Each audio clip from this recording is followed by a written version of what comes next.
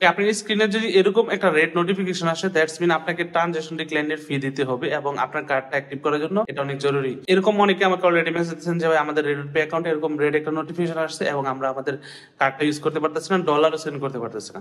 এটা কেন আসছে আমি লাস্ট ভিডিওতে আলোচনা করছি এবং সবাইকে সাবধান করছি যেন কেউ ডিক্লাইন ট্রানজাকশন না করে। তো এখন যেহেতু এটা আসছে, এটা কিভাবে সমাধান করবেন এবং এটা কেন আসে, টোটাল বিষয়টা নিয়ে এই ভিডিওতে আলোচনা করব। যদি নতুন হয়ে থাকেন তাহলে সাবস্ক্রাইব করে ওয়াচ করা শুরু করেন।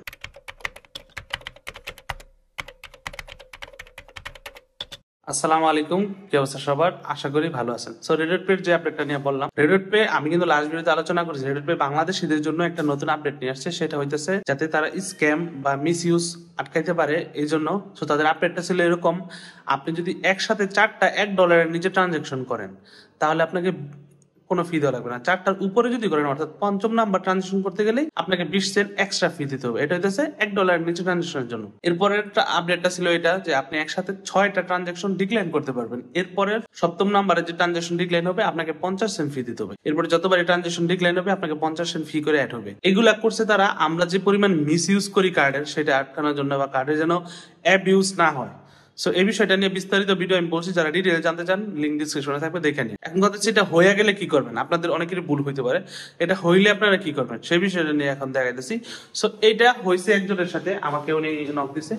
সো এখানে আমি দেখাই আপনাদেরকে, পিকচারটা আমি অবশ্যই এখানে দিয়ে দেবো। এখানে উনি কি কাজটা করছে এবং কেন হয়েছে সেই বিষয়টা আমি এখানে বলি। তো এখানে আপনারা দেখতে পাইতেছেন, এখানে 80 টাকা উনি গুগলের কোথায় পে করছে ব্যাপার না, উনি দারাজে অ্যাড করছে 306 টাকা, যেটা $1 উপরে আসে, কোনো সমস্যা নেই এবং এটা সাকসেসফুলি যাই হোক হয়েছে। এরপরে উনি একটা ট্রানজাকশন করছে ব্রিলিয়ান্ট অ্যাপস এর মধ্যে 20 টাকা। ব্রিলিয়ান্ট অ্যাপস হইতেছে কলিং করার জন্য, আগে লোকাল কলিং করার জন্য।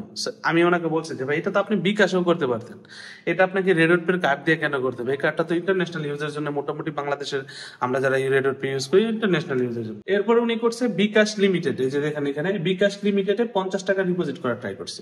তার মানে এটা হয় নাই সাকসেসফুলি ভাবে এবং ওনাকে ডিক্লাইন করে দিছে। 50 টাকায় মূলত 30 বা 35 সেন্টের মতো আসে। এগুলো সবই $1 নিচের ট্রানজাকশন। প্লাস হইতেছে এরকম আরো কিছু ট্রানজাকশন উনি করছে দারাজে বা আরো কিছু ওয়েবসাইটে, এগুলো সবই হইতেছে $1 নিচে ট্রানজাকশন। এখন কথা হইতেছে ভাই আপনি যদি বিকাশে টাকা নেওয়া লাগে আপনাকে রেডট পের মাধ্যমে থেকে নিতে হবে। আপনি রেডট পে ডলার গুলা বাইন্যান্স উইথড্র করতে পারবেন, বিটগেটে উইথড্র করতে পারবেন, তারপরে কুকয়েনে উইথড্র করতে পারবেন, অর্থাৎ যে কোনো ক্রিপ্টো ওয়ালেটে উইথড্র করতে পারবেন।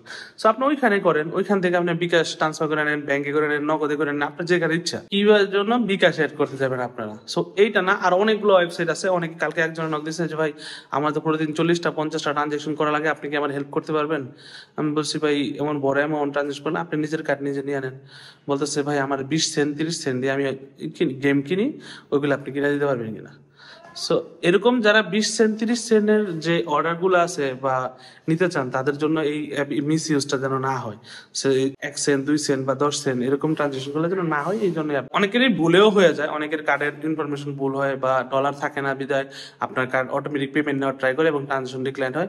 এরকম যদি ভুলে হয়ে যায় তাহলে আপনারা কিভাবে সলভ করবেন এখন আমি ওইটা দেখাই দিচ্ছি। আসসালামু আলাইকুম। সো এটা একটা পেজে আমরা বুস্টিং এর কাজ চালাতেছি। সো এখানে আমি এই কার্ডটা অ্যাড করছি। এখন যে কার্ডটা দেখতে পাইতেছেন, এই কার্ডটা প্রথমে এটাতে অ্যাড করা ছিল। এই যে এখন যে কার্ডটা দেখতে পাচ্ছেন এটা 1379, এই কার্ডটা এই অ্যাকাউন্টে অ্যাড ছিল। এই কার্ডটা শুধু এই অ্যাকাউন্টে না, আরো কয়েকটা অ্যাকাউন্টে অ্যাড ছিল।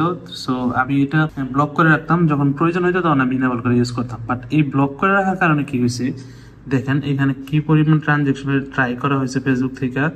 আমি আমার ফোনটা একটু সমস্যা, এটাতে এটা ইউজ হয় না, বাসা করতে থাকে। তো দেখেন প্রত্যেকবার এই $2.30 নেওয়ার জন্য অনেকবার ট্রাই করা হয়েছে, এগুলো ডিক্লাইন ট্রানজাকশন হয়েছে। প্রথমটা শুধু অথরাইজ হয়েছে যে 2.30, এটা অথরাইজ হয়েছে সাকসেসফুলি নিয়েছে, কিন্তু বাকিগুলো যেগুলো আছে ওগুলো সব ডিক্লাইন হয়েছে। ডিক্লাইন হওয়ার পরে যেটা আমি লাস্ট ভিডিওতে বলছি যে আপনার কার্ডে যদি 6টা ডিক্লাইন আসে তাহলে ঠিক আছে, 6টার পরে যতগুলো ডিক্লাইন আসবে ওটার জন্য আপনাকে 50 সেন্ট দিতে হবে। সো এখন আমার অ্যাকাউন্টের অলরেডি কার্ডটা ব্লক করে দেওয়া আছে। এই যে দেখতে পাচ্ছেন এইখানে একটা মেসেজ আসছে নোটিফিকেশন যে your balance is negative, please deposit significant fund to settle the balance. Your account card will be immediately restored when your balance is মানে হয়তোবা $10 অথবা $10 উপরে, অর্থাৎ আমার অ্যাকাউন্টটা $10 উপরে থাকতে হবে, তাহলে অ্যাক্টিভ। এখানে যে ডলারটা দেখতেছেন এটা হচ্ছে রিওয়ার্ড ব্যালেন্স, এই জন্য এটা $50 দেওয়া যাচ্ছে, কিন্তু আমার দরকার হচ্ছে ইউএসডিটি অথবা এই যে ইউএসডি ব্যালেন্স আছে, রিওয়ার্ড ব্যালেন্স ছাড়া বাকি যে কোনো একটা ডলার থাকলেই আমি খুব সহজে আমার অ্যাকাউন্টটা সেটেল করে ফেলতে পারি। এখন সেটেলটা আমরা কিভাবে করব, এই সমস্যাটা কিভাবে সমাধান করবো এটা দেখাই। এই যে দেখেন এখানে লেখা আছে ওনেট ফিস, আমি এখানে ক্লিক করব। ক্লিক করলে আমি ডিটেলসটা পেয়ে যাবো যে আমার অ্যাকাউন্টের কার্ডটা কতবার ট্রাই করা হয়েছে। এখানে দেখেন টোটালি 14 বারের মতো ট্রাই করা হয়েছে। 14 বারে 50 সেন্ট পেমেন্ট করার পরে অ্যাকাউন্টে $10 থাকতে হবে, এটা মাথায় রাখেন কথাটা। $10 কিন্তু কাইটে নিবে না, $10 থাকবে, কিন্তু যত ডলার আপনার জরিমানা হয়েছে, এই $7 আমার জরিমানা হয়েছে, কারণ আমি 6 বারের বেশি ডিক্লাইন ট্রানজাকশন, 6 বার পর্যন্ত আমার মাপ ছিল। 6 বারের পর যতগুলো ডিক্লাইন ট্রানজাকশন হয়েছে এগুলো সবগুলো জরিমানা অ্যাড হয়েছে, দেখতে পেয়েছেন। সো এর মানে আমার $7 এখন রিপেমেন্ট করতে হবে, করার পরে আমার অ্যাকাউন্টে $10 থাকতে হবে, তাহলে আমার অ্যাকাউন্ট এবং কার্ড দুইটা অ্যাক্টিভ। বুঝতে পারছেন বিষয়টা? সো এখন আমরা এই কাজটা করবো, প্রথমে অ্যাকাউন্টে ডলার ঢুকাবো, দেন আমরা বাকি কাজগুলো করবো। সো আমি আমার অ্যাকাউন্টের যে ওয়ালেটটা আছে এখান থেকে যে অ্যাকাউন্ট নাম্বারটা আছে, এই অ্যাকাউন্ট নাম্বারটা আমি এখন ডলার লোড করবো, অথবা আমি চাইলে এখান থেকে ডিপোজিটও করতে পারি ক্রিপ্টো অথবা আদার বাইন্যান্স আইডি দিয়ে। সো আমি এখন ডিপোজিট করতেছি। ওকে, তো আমার যে $7 জরিমানা ছিল ওই $7 আমি এখানে ডিপোজিট করছি। এখন আমি কি করবো, এখন ওনেট ফিতে ক্লিক করবো, করার পর এখানে রিপেমেন্টে ক্লিক করবো এবং পে নাওতে দিয়ে দেবো এবং অল ডান, দেখতে পেয়েছেন। সো এর মানে হচ্ছে আমি ওদেরকে আমার জরিমানা যেটা হয়েছে ওইটা আমি পে করে দিছি।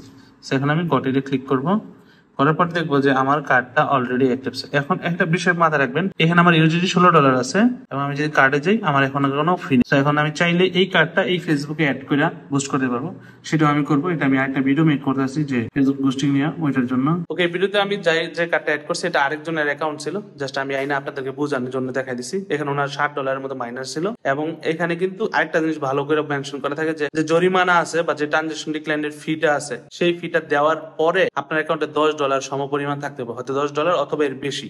এর নিচে থাকলে অ্যাকাউন্টটা অ্যাক্টিভ হবে না, অর্থাৎ আপনার কার্ডটা কিন্তু ব্লক থাকবে।